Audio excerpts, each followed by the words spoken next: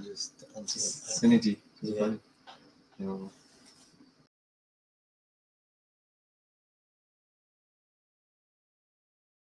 Eden Care UK is a friendly intervention service providing support to people who are terminally ill reaching end of life. We advocate for a high quality of care and enhanced life choices, and challenge the isolation of elderly people through friendship and social activities. This service would not be possible without your support. Please donate edencareuk.com or call 07957 199 328.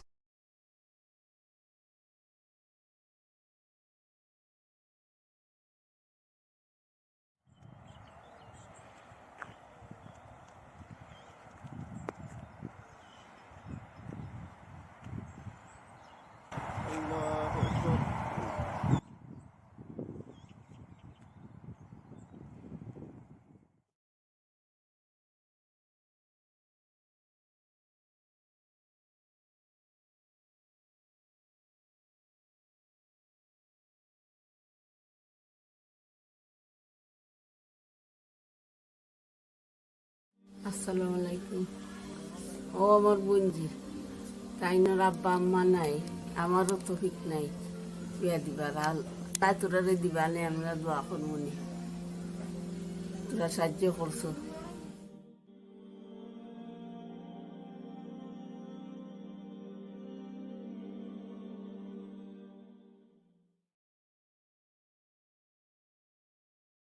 National Muslim Burial Register was established to support Muslims arrange their final rites. This service caters for Muslims who have no one to carry out their Islamic burial rites upon their death, including funeral planning and burial after their demise. Get in touch for a friendly chat and discuss our eligibility criteria. muslimburialfund.co.uk or call 07957 199 328. National Muslim Burial Register is a service offered 10 বছর। আর আম্মা 7 বছর। তোর মা বাপ কেউ নাই না? না। তোকে তো বিয়া ঠিক করছেন কোনো? ও ঠিক করছি। তো অনেক আজারাতা সাহায্য লাগি রে বাবা, আমি থাকি আপনার কাছে আপনার জানি আমি ফুরি গুতারে একবার দিতাম।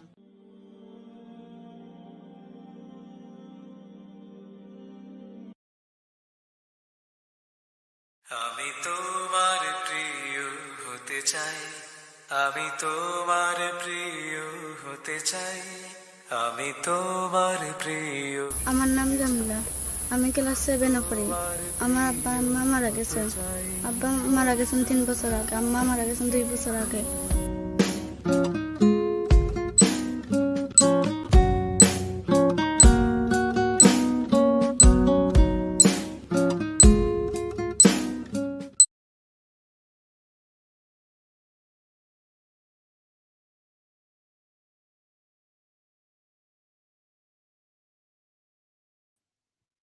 Assalamu alaikum and welcome to my show Health and Wellbeing with NK. Tonight I've got some interesting guests for you, and we've got an amazing topic, mental health. And yes, people, we're already in the last part of Ramadan, is going too fast. So before I call my guest, I'm just going to remind you that we have put this all together thanks to 13 Rivers Trust. And please do donate on these holy nights. And we have lots of different charities that you can pay into. You can pay for the orphans, you can pay for the widows, you can pay for the Muslim Burial Fund, you can pay for Eden Care, supporting people with end-of-life care. Do support us. We need your support. So I have invited tonight Shireen Rahman, who's a senior counsellor. Welcome, Shireen, to my show. Shireen, thank you so much for asking me to join your show. I am looking forward to having a good chat with you. Oh, thank you. Great. Me too. I would like to hear from you. Shireen, can you tell us something about yourself? You're a counsellor. You support people. Yes. So I'm a counselor, a mental health counselor, and a psychotherapist. I support people with mental health issues, things like anxiety, depression, bereavement, grief, PTSD, trauma, things that help them to move on with their lives. and not be stuck and struggle on their own. Great, that's such amazing work. But do you think mental health is still a stigma in our communities, or do you think people are more aware of it? I think it's a particularly big stigma, in the South Asian community, and it needs to be really talked about more often. So I'm really glad for this opportunity, Noreen, to talk about it, because I think it's only as we talk about it that we make it more open, that will help others seek support and help. There is so much shame that surrounds mental health issues within our community, and those barriers need to be broken now so that we can all access help. It is 1 in 4 people in the UK have a mental health issue every year. 1 in 6 every week seek support. So it is a huge issue, and we don't have enough people from the South Asian community asking for and accessing help that is available, counselling and other kind of therapeutic help. Yeah, I mean, do you think the mainstream services are they any good for ethnic minorities, or do you think there need to be a big shift and change? I think it would really help if mainstream services did have counselors and therapists who spoke the language, and also spoke community languages, also had some understanding of the culture. I think the particular aspects of the South Asian culture, it's important to have knowledge. The therapists need to have knowledge about that to help people from that culture, how it impacts on them, the effect of all of that. So even though mainstream services are trying, and they are using some of them using interpreters, it's still not the same. You do lose a part of the message with that. And more than anything, and I work for Roshni, which is an Asian Women's Resource Center in Sheffield, where we offer counselling, and we've done that from 2013. So it's been about that many years for us that we've been offering counselling in Sheffield. And I think we do have a lot of referrals, and a lot of that is a lot of people who even can speak the language. It's not language that they're looking for. It's more the cultural understanding of their culture, their faith. And I think mainstream services don't take into account the effect of faith, and talk around faith. Now, for South Asian cultures, faith is a big part of who they are, and it's very important that they're able to bring that into the counselling room and have a discussion about faith.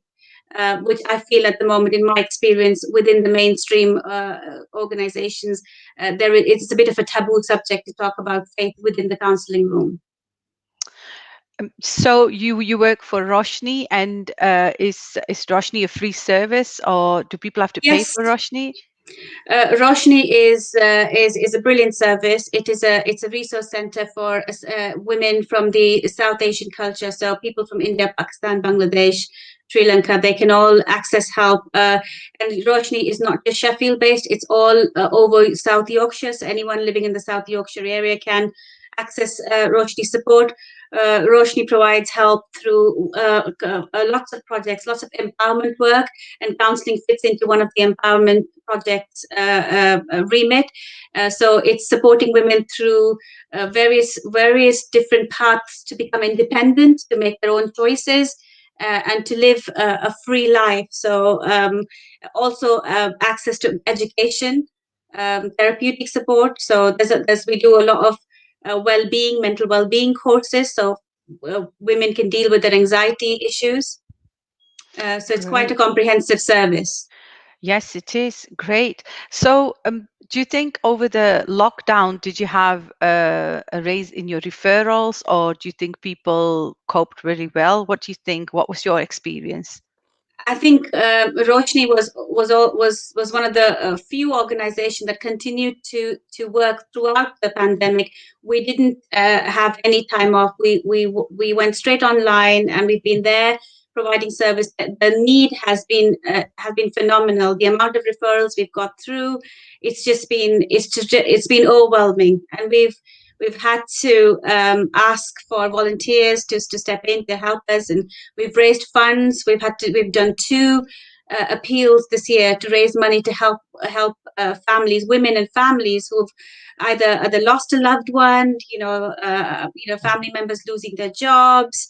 It's been very, very difficult. We've provided food parcels, provided emotional support, provided anything, from clothes, anything that's been needed, and we've worked round the clock this last year. And I am very proud to be associated with Roshni. Mashallah. Um, I can see you're very passionate about it. Alhamdulillah. So you named with mental health, you named anxiety. What other sort of mental health issues would you deal with if like within Sheffield or surrounding areas that you cover? Like, because I know that families sometimes would not want that help or support because of the stigma in the community, or sometimes if it's the daughter who's got a mental health issue, people don't want people to know that they've got a mental health, and it just it just gets from bad to worse. So how would you deal with that, or how have you dealt with any case like that? Yes, I mean we do have a lot of the counselling clients that we get across have been clients that we've been working with in a different project, and then the staff explain to them what counselling is about, and then they do come and access it. I think there's a lot of stigma surrounding it. There's a lot of shame. People do not understand what mental health is. It's to me it's as simple as when you have a broken arm, you go to the doctors to get some help. It's a similar thing with mental health. If there's an issue, you just need to go get help, and then you recover from it, and you can get on with your life. I mean, nobody ever says to someone who's broken an arm to just get a grip or just get on with it.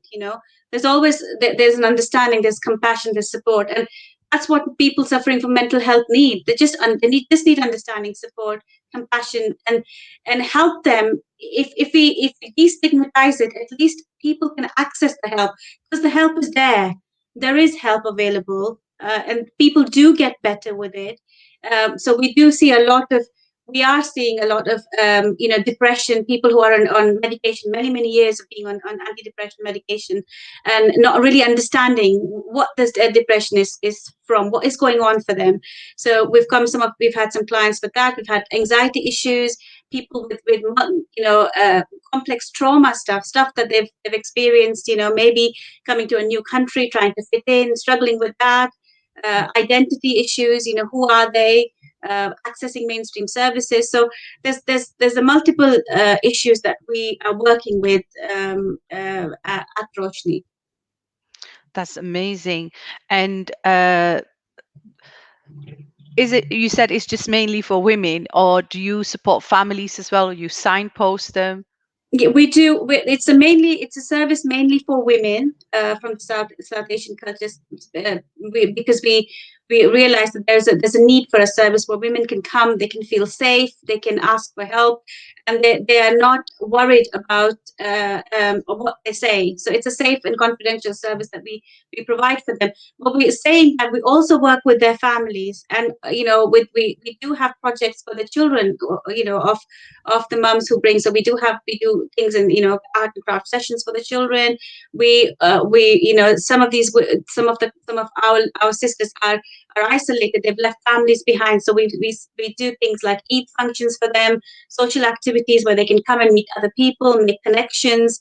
Roshni at the moment is also working with girls, young Muslim girls, Muslim Asian girls in schools, in secondary schools, to help them meet their potential and be positive role models for them to go and do their best in schools. Mashallah. So my next question is, when it comes to mental health, we said that it was on the rise with the pandemic, but do you think, is it more one sort of mental health illness, like is it anxiety, or is it more depression, or is it loneliness, isolation? What would you say it is, or is it a bit of everything? It's a variety, Noreen. I think I think that we've underestimated the value of social connections, and we felt that what Roshni provided was a center for connection for a lot of isolated women, a lot of women who were struggling with anxiety issues, with issues of depression, loneliness, and it's suddenly removing that away, because we've all been working remotely.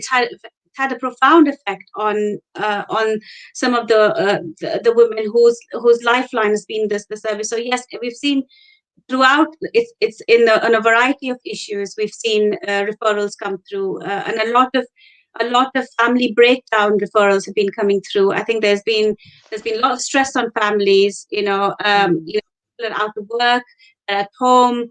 Issues with there's been domestic abuse referrals coming through. So it has been very difficult for many people in different ways. Yes, I can imagine. So, and you have young girls projects, did you say? So young women, young girls, school girls, you said. So, what sort of training do you do? Is it is it multilingual? Do you have people with different languages, like for example, Yes. Urdu, Punjabi, or Bengali? Yes, I mean Roshni offers at the moment. It's one of the I think, I mean, as far as I'm aware, one of the only service in Sheffield that provides counselors that speak in Urdu, Punjabi, and Hindi. So we do offer counseling in all those languages as well as English. But even with the girls group, yes, at the moment it is in English, but we do have workers who are trained to work in Urdu, Punjabi, Bengali, and Hindi. Oh wow, mashallah. That's such great work.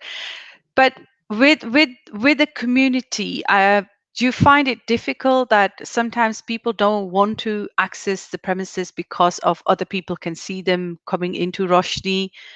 Is that been an issue? Yes, that is an issue. I think because we're a community based organization. Our offices are within the community. We are a frontline organization. So sometimes, yes, the people do struggle, but then they have the phone line that they can ring, and we do offer sessions online. So there is that level of safety, and we are very clear about confidentiality, and we take it very seriously, especially within the Asian community. There's so much of everybody wanting to know everybody's business. So we take that very seriously, and we do make sure that if there are any needs of clients, that they need to be seen in a specific way. I've actually gone out to meet clients in the city centre, Wow. because they've not wanted to come to the service. And sometimes there's a worry. They've heard all sorts of rumors about Roshni, and that also stops them from accessing the help there. But I think once you come in and you see what's happening and the work, you go on the website, you see there's so much more that we do at Roshni, and there's so much help for women that is available. And I urge the Asian community to please come step up and access that help, because it's there for you. It's to make your life easier. Yeah, absolutely. And I think it's a subject that can't be highlighted enough, especially now with the pandemic, when young people can't go to universities, can't go to school, they can't go out, they can't go see their friends. So how have you managed over the pandemic to support people? We've offered our drop-in system service have continued. We've just moved on to online. So Mondays and Wednesdays we have a drop-in service at Roshni. Anyone who rings between 9:30 and 12:30, they will get a call back. And if we cannot help and support, we will signpost you. We will the value that ethos that we work from Roshni is that we will not ever leave anyone with no support. So if we can't help you, we will put you in touch with someone who can help you. And then we have appointments. The office is open Monday to Friday. We have appointments. We offer, and the counseling sessions are throughout the week. They're done online through WhatsApp video calls, through Zoom, through the phone line, whatever is acceptable.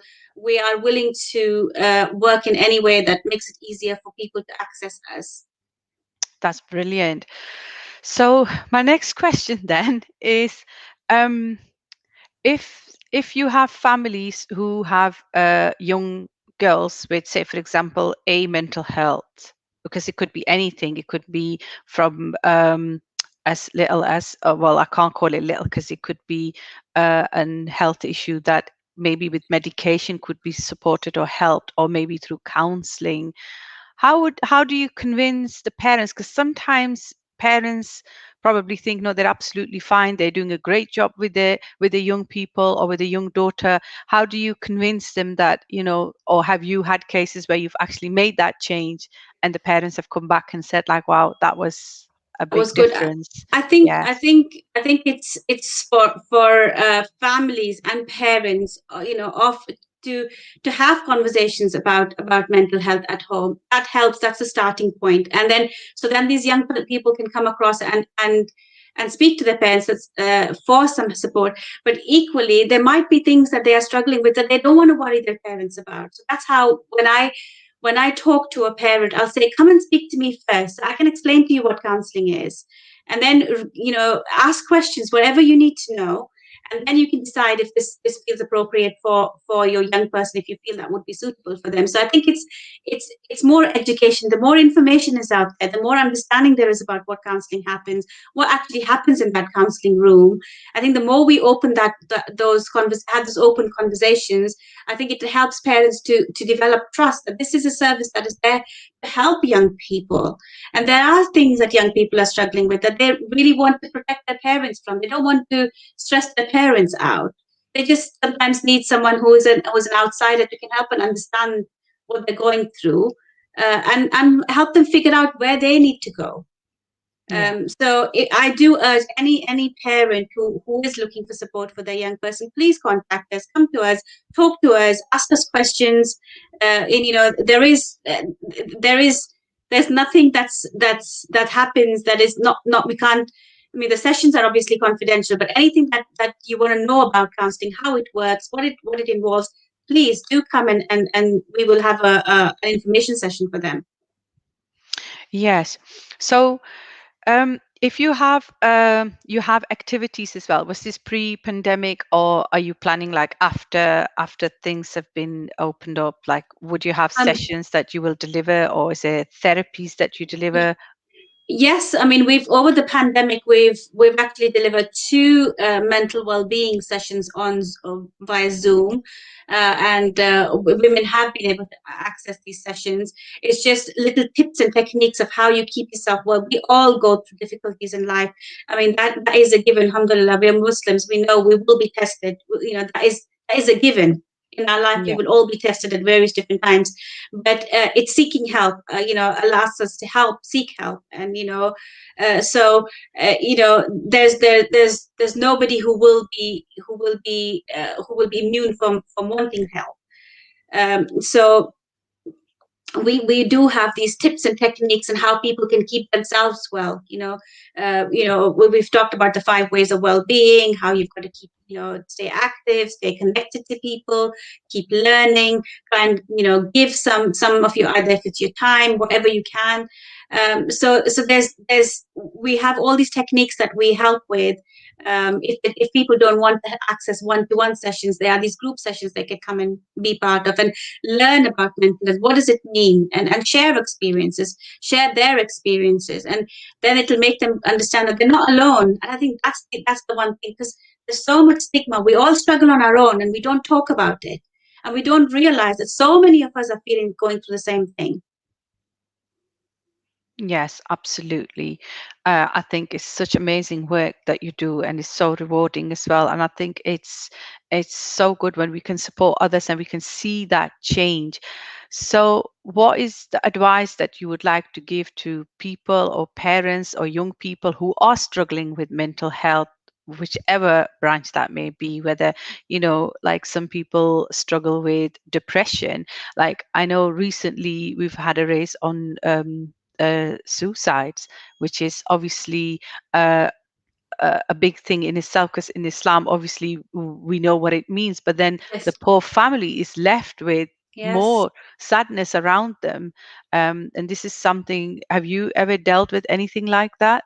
I mean, it's. I've dealt with people who are suicidal, and we've kind of Yeah. worked with people who are suicidal, and it is when people are pushed to the very edge of their tolerance, and I think we can help before it comes to that level if we open conversations and make seeking help a normal thing to do when you're struggling with mental health.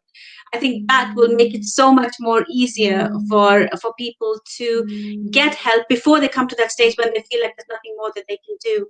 So my request would be, I would urge people to have more conversations about them. So make people who are going through mental health feel like it's nothing like any other illness. It's just like another physical illness. Have open conversation, and please seek help. There is help out there. There are services that can help you, and it isn't that's not the end. There's so much help out there, whether you attend group sessions, whether you attend one-to-one services. There's all kinds of support. Please seek support, please help out, please reach out. And it's an immensely brave thing to do, to reach out for support. But it's there. Yeah. So normally we ask people, are you all right? And people will be automatically saying, yes, I'm fine. But what would you advise? What is the question? Like, if you know that somebody's going through something, what would you say that definitely don't ask this question? Because people are going to say, yes, I'm fine, while they be like rubbish from inside. Yeah, and I think there's something about fine, isn't it? I mean, imagine if someone said to you, well, how are you today? And you said, well, not really, not so good. They wouldn't know what to do next. So I think that's another reason as well. Like, to when you ask people, how are you doing? Don't expect them to say fine. And sometimes I'll ask people, well, what does fine mean? What do you mean by fine? Is it like, it's just like one of those okay days, or is it like I'm on top of the world days? What does fine mean? Because it's so subjective to different people. And so I think and it's sometimes it's not even about asking questions. It's just being alongside someone. So if you feel like someone's struggling, if you feel like they struggle to seek help, just be around them. Just pop over for a cup of tea. Just give them a ring. Have a chat about anything else. Just let them feel like they're not on their own. They have people who care for them, who are going to check in on them. Check in on your friends, people who are isolated, people who you think are struggling, who are not going to look out for them. Just check in on them. Just see how they're doing. Give them a ring. Ask them around. Go for a walk with them. And I think those are little things. They're not really big things. But reach out to them. Make them feel that they're not on their own. It doesn't cost anything. I think the worst thing we can do with people who are struggling is to isolate them and leave them alone. Reach out to them. Reach out to them. That's what I'd say. Thank you so much, Shireen. I think I've definitely learned a lot from you tonight about yourself, about Roshni, the work that you do. Well done. Keep on doing this amazing work, and do get in touch with us as well, because 13 Rivers Trust, we have a flagship, Eden Care, that we support families. And I will give you all the details. It'll be great working together. Thank you for coming on the show today. Thank you so much for having me, and I hope I wish you all the best. And I hope a lot of success on these shows. I think we need to have these open discussions and conversations. Thank you so much. You're welcome. We will go for a short break now, and then we'll come back with some more guests.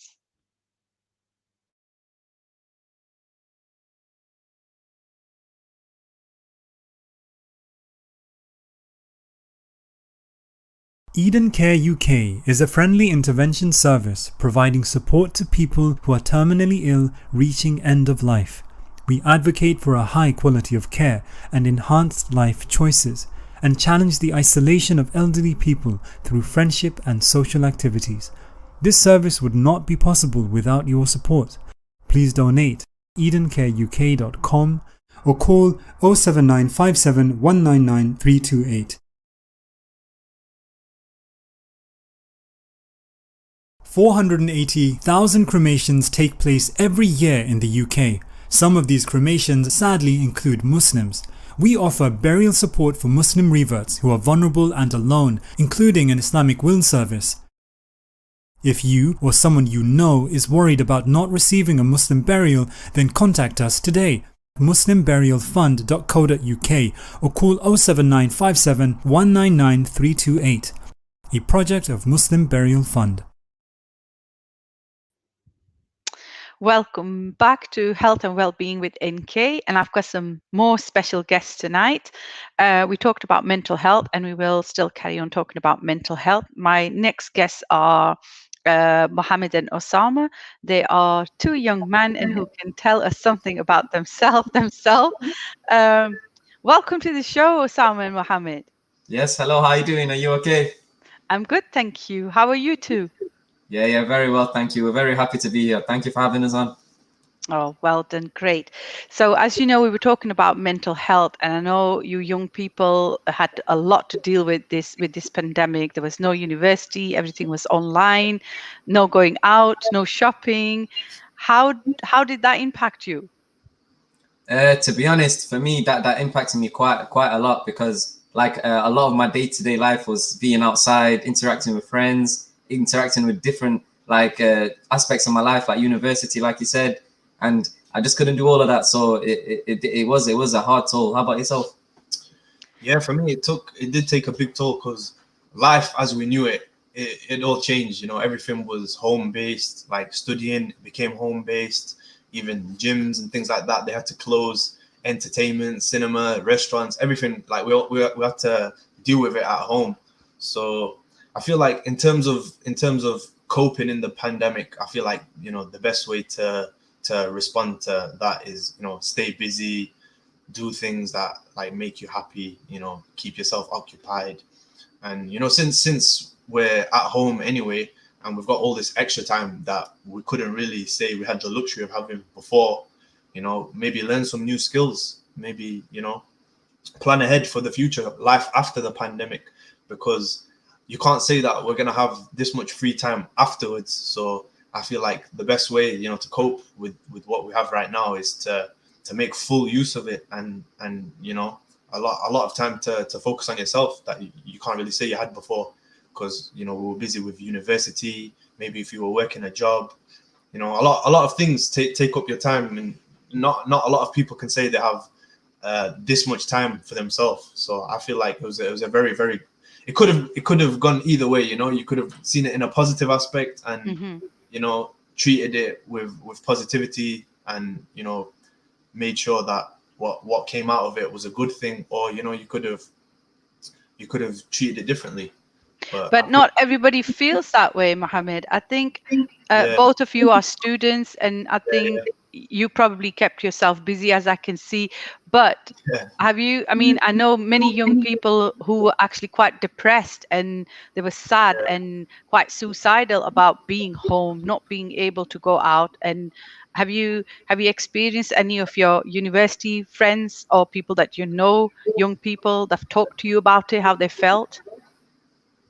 To be honest, me personally, I haven't quite seen anyone depressed or suicidal, like you said, but just the general mood and like the way people were feeling towards things definitely lowered in terms of how happy they were on a day-to-day basis. It wasn't as how it was before. And my response to that would be like, whenever I'd see any one of my friends that wasn't as happy, as like the way things were before, is everyone was doing different things in life, but right now it's like society as a whole is all in the same spot.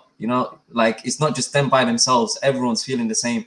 So we should all get back to normal together, hopefully. But still, we've like, I myself been working through the pandemic, so I didn't really feel that. But you had people who were isolated, and I know that as university students, you had to work from home, you had to do your assignments, how did you manage all that with the whole family at home? And it's not like normal, because normally you would go do your university work, meet up friends, but now it was like just you have to make do. So how do you think that went for both of you? Yeah, the university work, it was definitely was a headache trying to get into my lectures in time, do my assignments in time while doing it all at home, like the place of comfort. It was like two opposites playing against each other. So I just had to lock my room, make sure there was no video games around, and just do it. Yeah, literally. So, Mohammed and Hamza, Osama, sorry, I got you on the show today because you guys have been doing some amazing work in the pandemic. You guys got yourself busy. Can you share it with everyone else, because that's amazing, and give some tips to other young people? So like I was saying earlier, you know, we could, like in terms of like learning new skills and, you know, making something positive of like this really negative situation. Me and Osama, we created a small clothing brand to represent mental health in our own creative way. You know, me and Osama, we consider ourselves artists, and I feel like we've got a lot of creativity to express, and we did it through clothing. So we made a piece called the Anxiety Hoodie. Osama's actually rocking it right now. Great. As you can see, literally, it's very simple and very complicated at the same time. It's like literally like mental health. You know, mental health is it can be perceived in different ways. You know, similar to art. So a lot of people can experience mental health, and you know, it can really bring them down, and like, you know, it can lead on to other things, like you mentioned suicide earlier. Like, I feel like it can have very negative impacts as well as it can also have very, very positive impacts. Like, I feel like everyone has experienced some level of mental health at some point in their life, whether it be anxiety, whether it be depression. You know, even if it's a very, very, you know, small level, it can stem from many things, like stress from university, maybe, you know, your day-to-day relationships, friendships, things like that, maybe your work, a lot of pressure. You know, it can literally come from anything. And I feel like maybe in the time you won't actually know that you're suffering from mental health, because it's not really something you can communicate so easily, and a lot of people really like to you know, push it to the side when they're suffering, and not a lot of people can Yeah. you know, express it the way they want to. Sorry, Mohammed. I think we've got a caller. Should we? Hello. Hi, assalamu alaikum. Walaikum salam. I just wanted to say, you know, Jazakallah khair for putting on these shows, and it's been really, it's been really insightful, and just listening to the young men speaking about mental health and the experiences. You know, it's really nice to see that young people championing that, and really wonderful to see that they've kept themselves busy. So yeah, I just wanted to say well done, keep it up, and do let us know where we can purchase the hoodies as well. I'll definitely be purchasing. Thank you so much. Thank you. We appreciate that a lot. Appreciate the support and the kind words that you said. You're welcome. Thank you very much. Thank you for the call. Anything you would like to say to the viewers? Yeah, just keep up the good work, to be honest. You know, the good work that you've been doing with Eden Care, and just in general. I think throughout Ramadan, even with these shows, I think it's so important to, you know, to hear from different people and to stay connected. Thank you. Yes, absolutely. Yes, thank you. Sounds good. Assalam. Walaikum salam. So that's but why on the chest? I was wondering why anxiety on the chest, like at the front. See, that's a good question, because we did this on purpose, because like anxiety, as you said, is we wanted it to be out there as it is. We don't want it to be hidden. You know, we want it to be in your face, like how anxiety is. We don't want it to be something that people hide behind, something that they're actually proud of, that they've overcome, because it's not just something that one person goes through. It's the majority of people will go through it. So that's why we put it nice and bold on the chest, nice and easy to see. And is that been welcomed by people? Have they liked it? Have you had reactions from other young people thinking that, yeah, we suffered and now we can talk about it? Yeah, alhamdulillah, the response to it has been very good and very positive, which we were very happy about as well, because it wasn't just to just get it out there. It was to spread a message, and we feel like we've succeeded in doing that. Mashallah, mashallah. I think that's such amazing work, and you're both students, and it's something that you've created over the pandemic, and is something to look forward to as well. That are you going to work more on mental health or supporting other people, or are you going to deliver something else? I feel like the brand is called Rakeem Banks, first of all, and like most clothing brands, we're treating it as like the clothing brand is the artist, because the pieces that we make, we consider them as art, right? So for this piece in particular, we've focused very heavily on mental health, and to raise awareness and to express ourselves creatively. Because like I said earlier, things like art, you perceive them differently. Like I might see it some way compared to how Osama might see it some way, and that's the same with mental health. That's the kind of vibe we went for, because mental health people experience it differently. So in terms of trying out new things, of course, our next couple of drops are focused heavily on other things. I feel like in terms of mental health, we've left our mark there. We showcased it a couple times on social media. We got a great reception. We sold out like maybe 3 or 4 times now. So I feel like we've done, in terms of this piece, we've done what we needed to do. But if you're asking, would we do another like mental health campaign type of thing in the future? Of course. I feel like it's a very, very good subject to raise awareness to. I feel like it's not been given enough attention, and all we need is people like maybe me and Osama who come across and shed light on these things. All we need is a couple more, so people can really understand, the levels that the world is dealing with in terms of mental People health. need to come forward. Absolutely. Thank you so much for coming on the show and sharing your views and your good work that you've done. Would you like to give some last messages to the viewers, to young people? Yeah, sure thing. One thing that me and Mohammed over here, we really want to put emphasis on is that if anyone who is watching this knows or is themselves going through any mental health issues, like I said, you're not alone at all. Like society right now is at an amazing place because we're all in the same boat together. Like we said with our clothing, you just need to open up about it and just let people know so they can help. Thank you. Mohammed, would you like to say anything? I just like to say a few words. I'd say if you are suffering mental health, or you're experiencing that, you might not really know at the time, but you might later realize that you actually are suffering. It's okay. It's normal. It's natural. It happens to everyone. It's never the end of the world. People tend to act negatively to things that they don't really understand, but just know it's not the end of the world. There's resources out there, and there's things that that are made to help people. And I feel like what we're doing right now, very similar to this, is just things like this can really spread the message across. There might be someone watching this right now who can relate to everything we've just said, and they might come forward. And I feel like even if there's just one person who does that, I feel like we've really accomplished our goal here today. Absolutely. Thank you so much for coming on the show and taking time out. It was a pleasure having you both. Thank you so much. We appreciate being here. Thank you so much. Enjoy the rest of your evening. You too. Have a good one. Bye-bye. Thank you. Bye.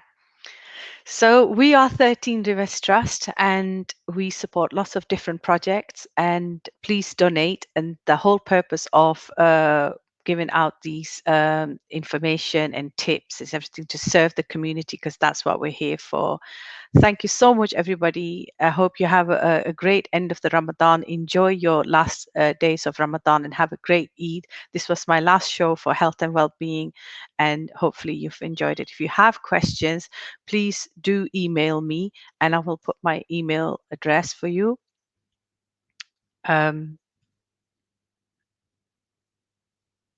Yes.